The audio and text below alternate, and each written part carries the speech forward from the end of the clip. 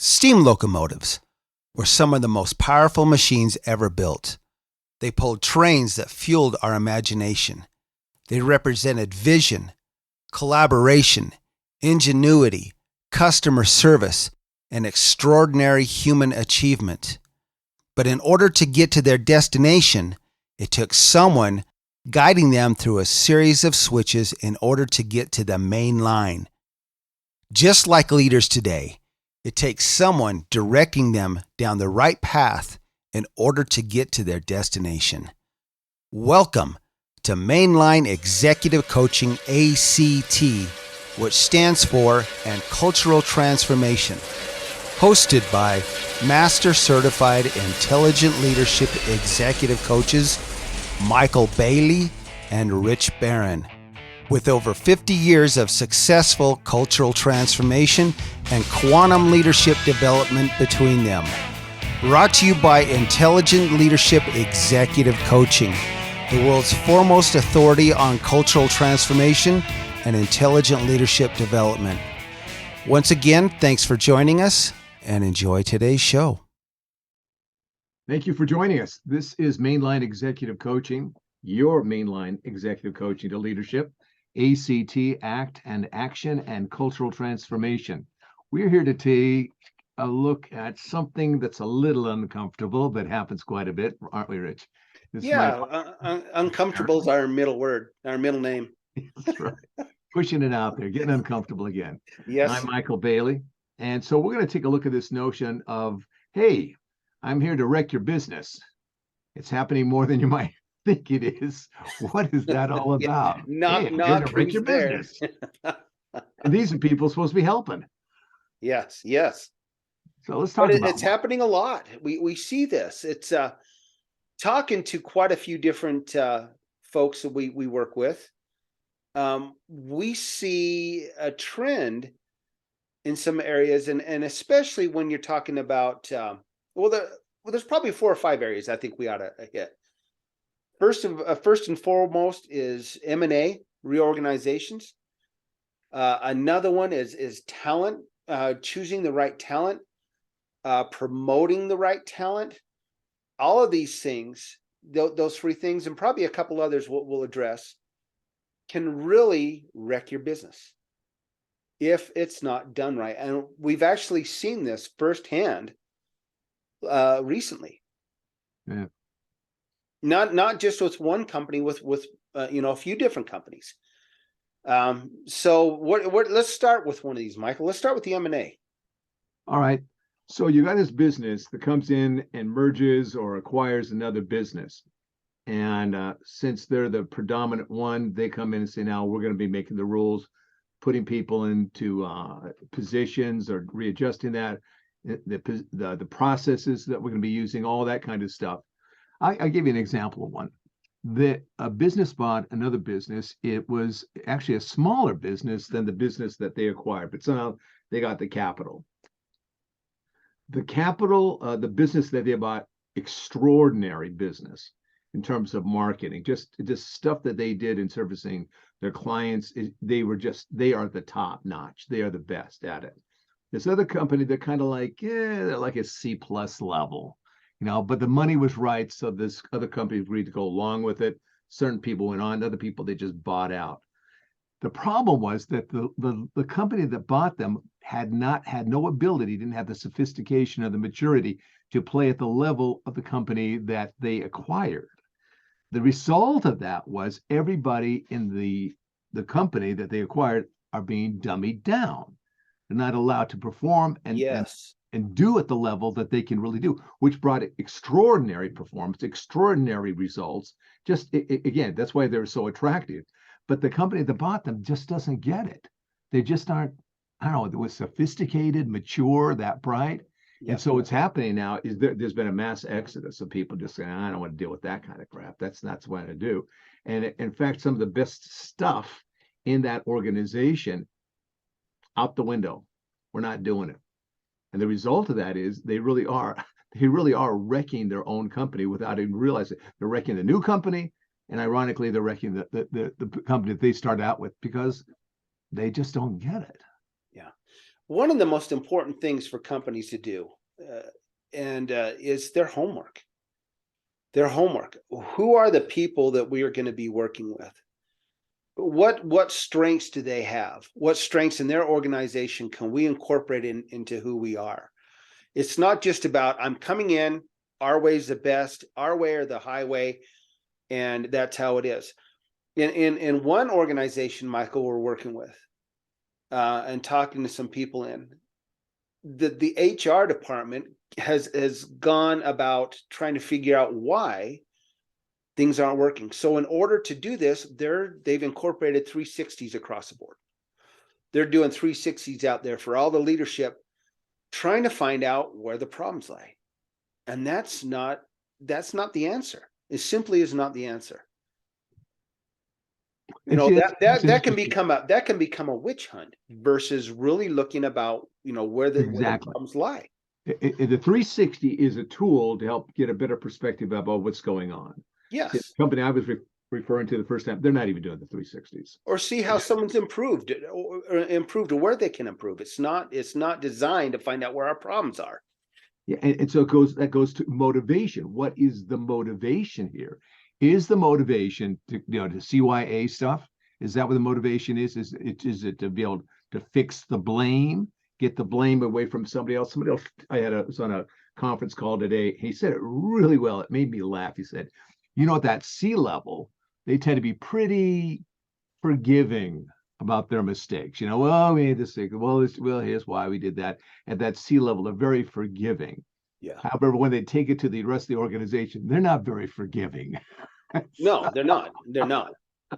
So there's that question of motivation. What's the motivation to get the information? Is it to really get the information for critical thinking and analysis, to come up with better ways of doing it, better ways of processing, better ways of building teams, build better relationships, and all that kind of stuff? Is it about that? Or is it about just making yourself right? That becomes the issue. Yeah, that becomes the issue. That's right. That's right. Another big factor in this, and this has happened in some of these same organizations, is they have promoted the wrong people into leadership positions. It's always about talent, always has been about talent, always will be about talent. And if you're simply promoting somebody into a position, either through the good old boy network, which truly exists, and we've seen this, in some other instances, but promoting someone that might have had a certain title in another organization, or even within your organization, and we figure, well, this guy's going to do good in this position. And the thing is, it's not about knowing your job. That's not what we're talking about. You might know your job very well. Might know your products and services very well. But if you're not capable of leading at a particular level, that's going to go against not only yourself, it's going to go against the people who have promoted you into that position, or, and eventually there's going to be burnout. There's going to be bad feelings. There's going to be lost time. There's going to be lost money. Understanding who you're promoting into a particular position is absolutely critical for the well-being of the organization. And the key word you used there was capable. Now, capable is one of those things you can just kind of say, well, the person's capable. No, you really got to dissect that. You got to break that down. Do they have the talent? Do they have just the innate talent to lead? Yeah. Do they have the experience to lead? Do they have the skills that they've developed over time? Yeah. Do they have that capacity to do that? Do they have the motivation, the ambition to become a great leader in the organization? So that word capable is such a broad stroke that at some level it doesn't mean anything unless you start breaking down what are the traits, what are the qualities, what are the things that are really, really necessary here and required for that person to step into that thing. So it becomes, human beings like to kind of make things really simple. That's hard work to go figure that stuff out, because you got to really dig into what's required and the necessary, the position, and the different people that have that opportunity. It's much that they have that potential to go into that. What's easier, which is so much easier, is saying, instead of getting the right talent in place, which was what your earlier reference was, it can be about who can I hire or put in that position to tip the scales to go in the way that I want it to go, to protect me, Oh, to get absolutely. to Yeah. feed my ego and my position rather than what's best for the organization. Now we saw that recently with a particular company. They let somebody go who is just an amazing person in terms of that manufacturer, just got incredible results. Got rid of that guy because he wasn't tipping in the right way. Great talent for the organization, but for those people that are, you're not quite doing it the way it makes me look good. So Right. they Yep. let go of that guy. They brought somebody else in. Things went down. This guy had it. The new hire, he walked, and now they're in complete disarray. Yeah. And now they're in such a disarray, they may shut down the entire factory. Yes. And why was that? Was it because the factory couldn't do what the factory was designed to do? No, it's the morons up above. Yes. We're all about, it's about me, me, me, me, me. Yeah. So they're destroying, they've got problems in other areas of their company too. It's the leadership. Hi, we're taking over. We're here to help you. We're here to wreck your company because they Yes. just don't know what to do. They don't know what to do. They're so blind to the fact that they don't know what to do. They don't even know that they don't know. Yeah. Absolutely. You know, John Mattone talks about pulling the right talent levers, pulling the talent levers. You got to make sure that those talent levers you're pulling are the correct ones. It's just like maybe pulling the wrong switch in a train yard and sending the train off into wherever, but it's not in the right place. And that goes right down, Michael, to hiring the right people. We were talking about this just yesterday, and this has kind of been a big topic lately with Gen Z versus the millennials. There are 30% less Gen Z than there are millennials. And so it becomes even more critical to make sure that your pipeline, your leadership pipeline, is filled with the right people and you're getting them the right development. Uh, there's no shortage of STEM skills out there, people with STEM skills, phenomenally bright people with all these STEM skills. The one thing that is truly missing in leadership and young leadership, especially emerging leaders, is those soft skills. The soft skills that can really make a difference. Without those, you're kind of shooting from the hip. Yeah, when you've got a reduction in terms of resource available, then that resource that you have is much more valuable because it's limited.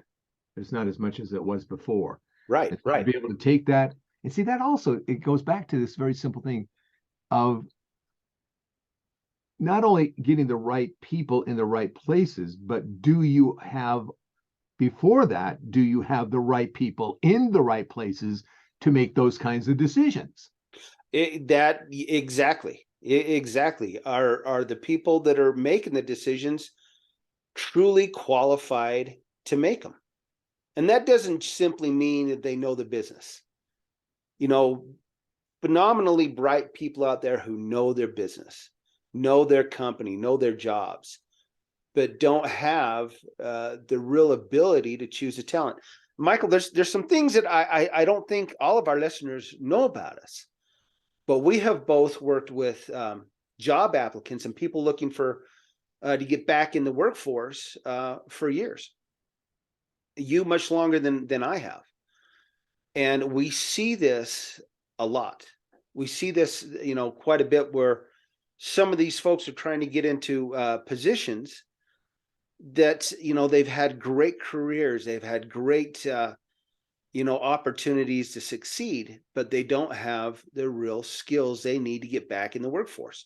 Their real skills to even to push beyond where they were at. They don't have the soft skills to go beyond that, and it becomes a level of frustration. They get into positions, and we've seen this more than once. They get into a position, they get hired to start at a job, and pretty soon they're let go again because they're just not ready.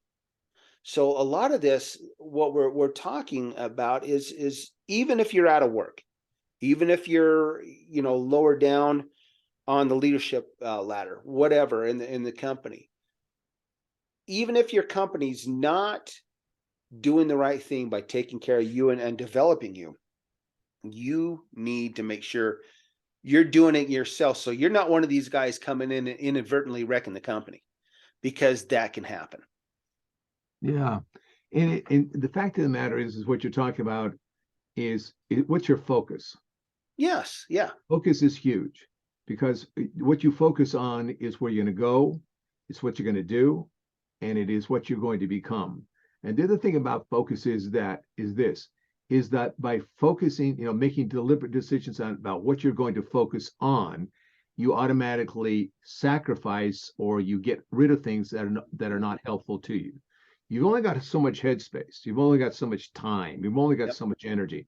And if you're twiddling away, whatever it is, the stuff that takes away from what it is that you want to become.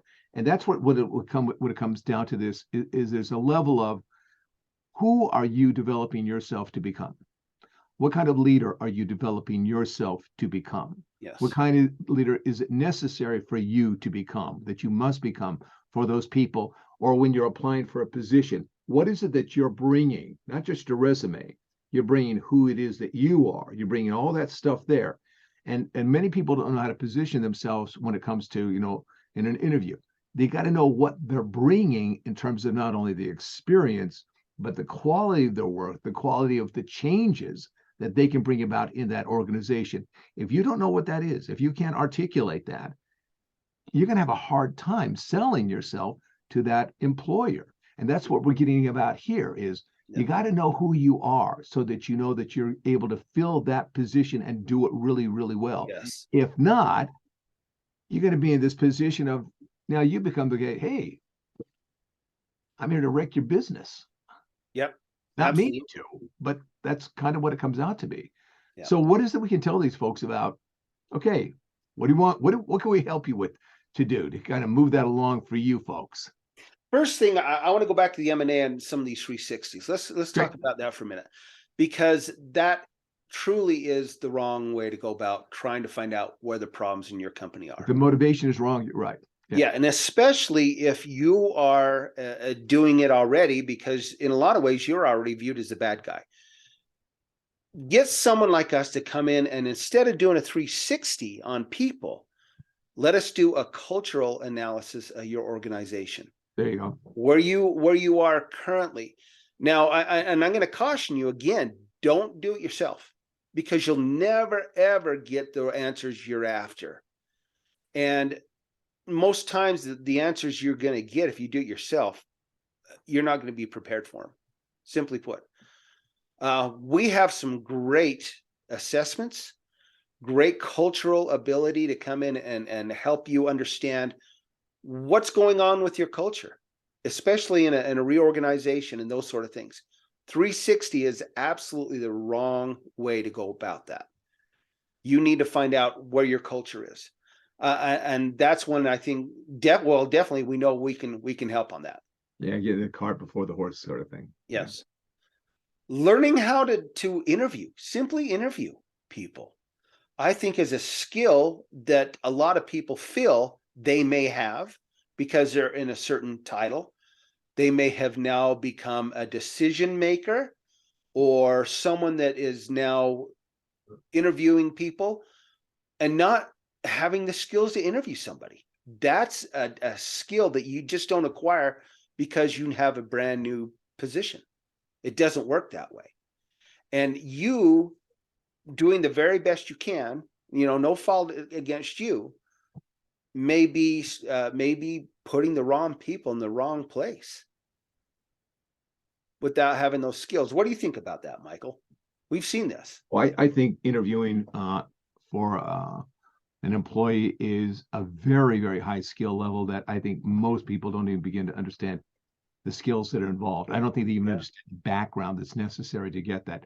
That's why there is such a huge failure rate in hiring good people because the Yeah. people hiring don't get it. Now, that's the first part of it, obviously. They don't know how to do that. The second part is then, of course, the onboarding.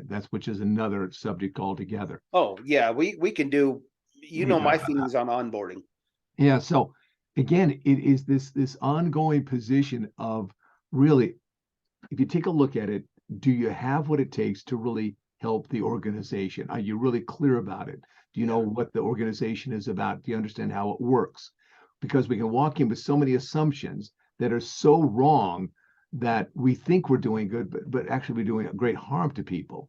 So to become really good and proficient at what it is that you do is no easy thing. It is difficult, it is hard, it is challenging. It does not happen overnight. It happens over time. And that's what we want to communicate to you as well. Yes. Is that deep study, that deep work, that deep commitment, that really, connected, conscientious, diligence, and hard working is what makes great talent happen. Not only for yourself, but for your teams, for your whole organization. So much of it's unfortunate. We're in organizations, or in a culture now, it's kind of like, well, let's just get by. Let's just do the least amount we can do. That is obviously the formula for destruction. That is the formula for implosion. Yes. We got to get back to it's hard to say it, but just some old-fashioned principles of what success is and how to make it happen. Yeah. That's just the fact. Otherwise, the default button is, that's it, man. That's it. And the other thing is, do not wait to develop that leadership pipeline. Don't procrastinate that one. Better yet, get yourself in it. Get yourself in it. Don't be the person I'm going to help develop it. No, get yourself into the leadership development process. Right. Because unless you've been there and you've done the hard work, you don't know what it is. Neither do you know how to recognize it. No. Very good point. Very good point. All right, we've gone on long enough for the day. We've tortured you long enough. We have. So. All righty. You know what? We've got some new listeners. Fort Lauderdale, Florida. Yeah. Myrtle Beach, South Carolina. That's right. Yeah. Got some people in Japan. Yeah. In Oregon. Yeah. Oregon. Yeah. We appreciate that. You're spreading the word. Yeah. Keep spreading the word. We appreciate it. So, and until next time, Executive Leaders Act, ILEC.com, M. Bailey at IntelligentLeadershipEC.com, R. Barron at IntelligentLeadershipEC.com. Heck, you can even come to our houses. You can even come drop by and knock on the door, and we'll invite you on in. Rich does smoked meat, so you want to come there. Come on over for lunch. You bet. All right. Take care, everybody, and we'll talk to you again soon. All right, folks. All the best to you. With all of the issues facing organizations today, leadership development and cultural transformation are needed more than ever. Go to our website, Executive Leaders Act, ILEC.com. Book some time with us. Let's sit down and talk and get you on the path to success. This podcast was brought to you by Intelligent Leadership Executive Coaching, ILEC, the world's foremost authority on leadership development and cultural transformation. Once again, for Mainline Executive Coaching, ACT, this is Rich Barron and Michael Bailey. Thank you for joining us, and take care.